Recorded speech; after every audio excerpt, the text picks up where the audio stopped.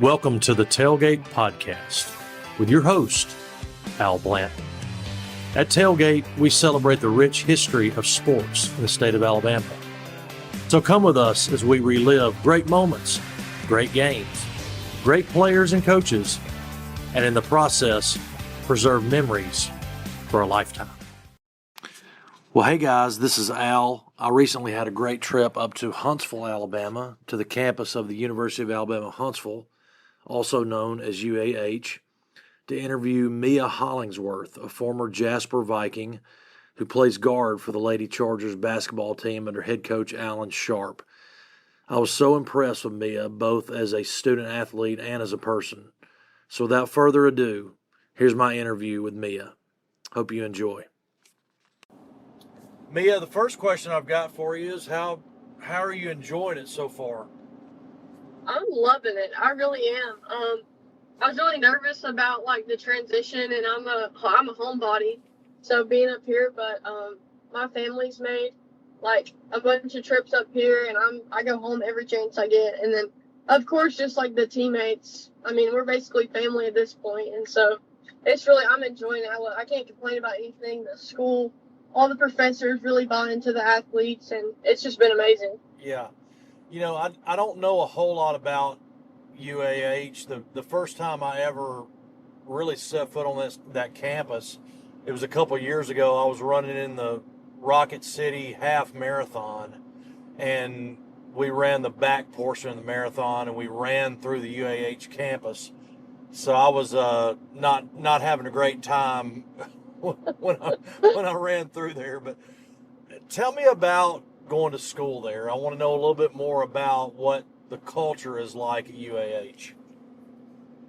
They definitely take academics to a whole nother level. Our coach always tells us get the most you can out of basketball, but also in classes, because a degree from here, kind of has a little pop to it with it being from UAH. But most of the majors here are engineering. They're really known for their engineering program, which is my major. I'm mechanical engineering, and so I have a bunch of teammates that are aerospace engineering, and so, but they have I think 6 different colleges here, as in education, business, different ones like that. But mainly it's a lot of people here for the engineering, and it's very diverse. There's all kinds of different people here, and it's crazy because they're all friends. In high school everybody had their little cliques, but you'll be friends with people that you would have never thought you would have been, just because you two have a class together or whatever, something like that. So it's really, they definitely take academics very seriously here. So what are the classes that you're taking, and how many hours do you have this semester? So to be eligible to play, you have to be able to pass 12 credit hours. So they really have us taking 15. That way, in case something happens and somebody needs to drop a class, then you'll still be eligible. But my first semester I just finished, I took 17 credit hours, and mainly it was just a lot of basics. But next semester I'll kind of start taking the engineering, so I'll be in engineering 101 with coding and stuff like that. But this semester was kind of, I think, just doing, get some of the basics. Yeah. So was it kind of the perfect fit when you think about the academic side of it, kind of offering what you needed to take and wanted to take, and then obviously Coach Sharp has been he's a very seasoned, successful coach, and then just the proximity to Jasper, it really seemed like a great fit for you. It really was perfect. The way it worked out was my junior year, towards the end of my junior year, I actually committed to play golf at Wallace State. And Coach Sharp was, of course, coaching the girls and the boys at Wallace at the time. And so when he found out, he kind of recruited me to play basketball as well. And so at first I was kind of hesitant, but I was I know I love the sport. I know next year when everybody's playing and I'm not, I'm going to be upset. And so I agreed to play. And then, of course, my major was planned on being engineering. And so whenever he got the job offered, I kind of wanted to reach out to him first. And I think he wanted to do the same. And so I called him. And before I could mention it, he was like, if I have a spot, do you want to come? And I was like, yes, I would love to. Yeah. And so it really was such a God thing how everything happened, with how he happened to be at Wallace, and that's where I was gonna go, and happened to come here, and this is the school with my major. It was really cool, but he does great. Like, we have notebooks. Everybody has their own notebook, and like before the game, at halftime, after the game, we go in there, we sit down, we take notes. We take notes of film. Like, it's cool how serious he takes it, and especially in preseason is when it was tough. But like, I can't even watch a basketball game anymore without getting frustrated, because I'm like, oh, they didn't close out with their right hand, or oh, they went over the screen on a like driver or something, just because he's changed the way that all of us look at the game so much. Have you been surprised at, the playing time that you've gotten pretty early, and just the ability to kind of come in and contribute? Has that been something that's kind of been surprising to you? It really was. I think the biggest difference for me coming in was like the physicality. I wasn't as big as everybody, and I have literally about never played defense in my entire life. But that's the main reason I didn't think I would play, is just because I was smaller than some of the other guards we had or whatever. But yeah, I was super surprised when I started playing, and to play more, I think I just have to get so much better on defense, because on offense, I feel like I'm not like a liability. I'm not like our guard that runs it all, but I'm not a liability. So defense for sure, I just have to keep working in that aspect. Now, you and Ivy are roommates. Did y'all know each other prior to coming to UAH, or was that something they paired y'all up with? And then, going back to what I said earlier, both of your dads played at the same college. Tell me about that relationship, and what you guys have enjoyed about being roommates. So we didn't know each other. We always played against each other, and I think we didn't really like each other because it was always such a tough matchup. But the first time I ever talked to her, we were both on the North team for the North-South team in May of the summer before our senior year. And so we kind of talked then, and we were buddies. But I had no idea that our dads played together. That's pretty cool. I'll have to ask him about that. Yeah, well, they didn't play together, but they played the same school. Yeah. Both of them played at Walker College. Yes, sir. Yeah, I had no idea. I didn't know about that. Sorry, I didn't mean to interrupt you there, but yeah, talk a little bit about y'all. I'm sure you guys have fun, and are building a good relationship. We do. We've gotten so close. It's like hilarious. And I think we get on some of our other teammates' nerves because they're a lot older than we are. And so we're just like goofy. That's what, like in the weight room and stuff, we'll have to separate because we can't like be serious around each other. And so it always like cracks up the older girls because we're always just acting crazy. But it's been fun. Have you had some time to, kind of get out in Huntsville a little bit and kind of explore the city? I know it's a very hot town. It's really growing, and, just a lot to do culturally. And, have you been able to kind of, check out the town a little bit? And there's some places you like to go around Huntsville. Oh, yes, sir. So I actually used to live here. I was probably like 10 or 11, but my dad coached at James Clemens High School up here. Okay. And so I was up here, but I was a lot younger, and I have some family that lives up here, a couple cousins and an aunt. And so my family's taken me out to a bunch of different places to eat and everything. And, but me and my teammates, we always go, like, we'll go eat, and then I love Topgolf. That's one of my favorites. So every time, like, my mom or my dad will come up here, I always make them, like, take me to Topgolf, and we'll go to Topgolf and eat or do whatever. But we definitely got to get out more, especially, like, postseason and stuff, kind of get out more and see more. But, in season, we had, 4 games last week, so when I'm not playing or practicing, I'm usually in my bed. Yeah. Paint me a picture of kind of life in your conference. One of the things when I was coaching that I really enjoyed was those bus rides up to Snead, or up to, there was a classic that we went to every year in Missouri, and just, tell me about, ball games and life in your conference, especially, away games? So usually for away games, we'll have like a pre-game meal and then a post-game meal. But the bus rides are taken pretty seriously. On the way up there, I don't think we have as much fun. We all kind of stay to ourselves and listen to music or do whatever.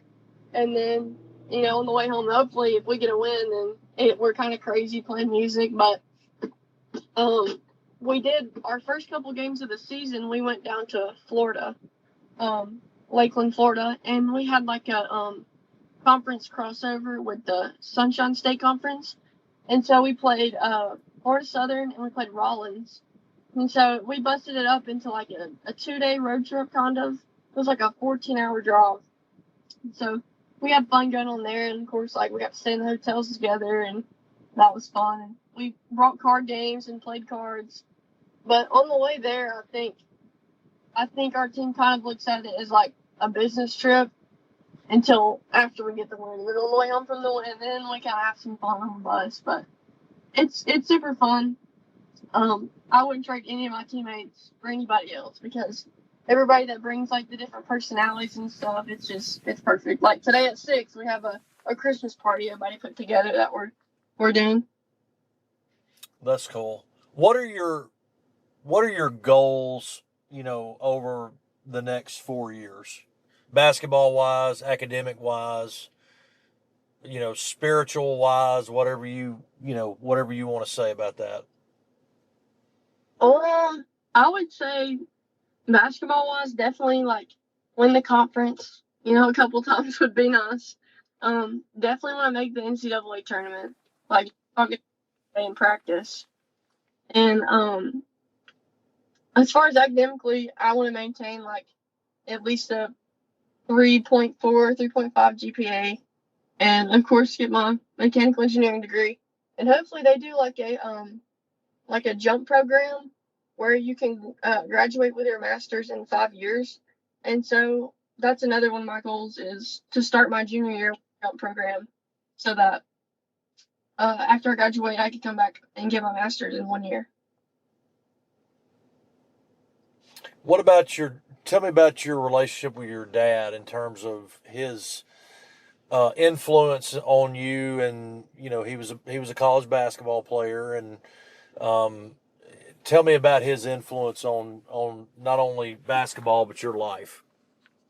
I think that's the biggest difference is here, because like he's like my best friend, and I know some people say it's like hard to play for a parent, but he did very good at once we left the gym, like he was dad. He wasn't coach anymore.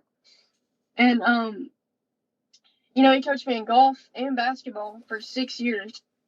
And so this is like my first year where, he's not over there on the bench, like telling me what to do or whatever.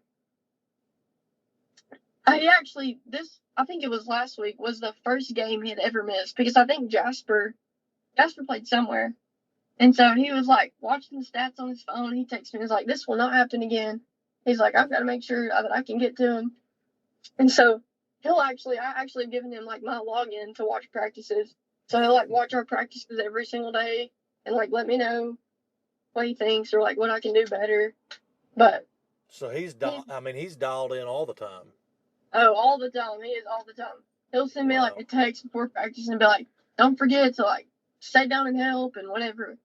Like have a good practice. But he definitely, I think the way I play looks a lot like the way he played, and super grateful to get to grow up with that. And not only him being a coach, but him being like a good dad and like balancing it. Yeah. He did really. Do you have any brothers or sisters? I do not. I'm the only child. Okay. Yeah, me too. I tell my mom sometimes that my dad acts like my brother half the time, because when I was little, he would always like play basketball with me or whatever. So. What kind of approach did he take? I mean, I'm reading between the lines here, and I mean, I'm sure he challenged you, but it sounds like he was more of a teacher and not really a drill sergeant. Yeah, he definitely wasn't. If anybody was gonna be like a drill sergeant, I think it wasn't gonna be him. Like he would get somebody else to do it. And honestly, like I can admit to it now, but I would listen to other people better, just because they're not my dad. But like, him telling me something. I think sometimes he would tell somebody else what to tell me just so I would listen to him. Yeah. But no, I think he kind of talked to me more of like as if I was like an assistant coach or something instead of like a player, getting on to him yelling. He would like, talk the game with me and like figure it out mid-game. So yeah, it worked really well. Yeah. Well, I was an only child, and I had the drill sergeant for a dad. Oh, And, no. I mean, yeah. So we see who is able to, get to another level. And I know I played at Walker College for a couple of years, but I never got to play at a 4-year school. But the proof is in the pudding, so to speak. But that's awesome that you've been able to have that kind of relationship with him, and he's super interested. And I know your mom is too. I mean, I don't know your mom, but I know she's very supportive as well. She it's actually been funny. I guess she'll be in the living room watching the practice with my dad too, and so she kind of just hears things and picks up on things. And me and her went and watched Jasper the other night, and I don't remember what she said, but she said some like basketball term, and I was like, "Where did you hear that?" And she was like, "Well, I'm trying to learn." So she cheered in college at Northwest, and so she actually used to cheer against my dad, which is funny. But she's definitely a lot. She's learned a lot about basketball, and she's usually there just to cheer for me and yell at the refs. Did she go to Northwest Phil Campbell? Or Shoals? Was it Shoals or Phil Campbell? I think it was Shoals. Okay, so she's from is she from the Muscle Shoals area? Her and my dad both, they grew up and graduated in the same class at Hamilton. Okay, all right, gotcha. So she's from Hamilton too. Yes, sir. All right, cool. Well, anything else you want to say about your team or your teammates? I mean, it coming to practice today. I mean, it seems like y'all have got a bunch of hard workers, and you've got a pretty good bunch. We do.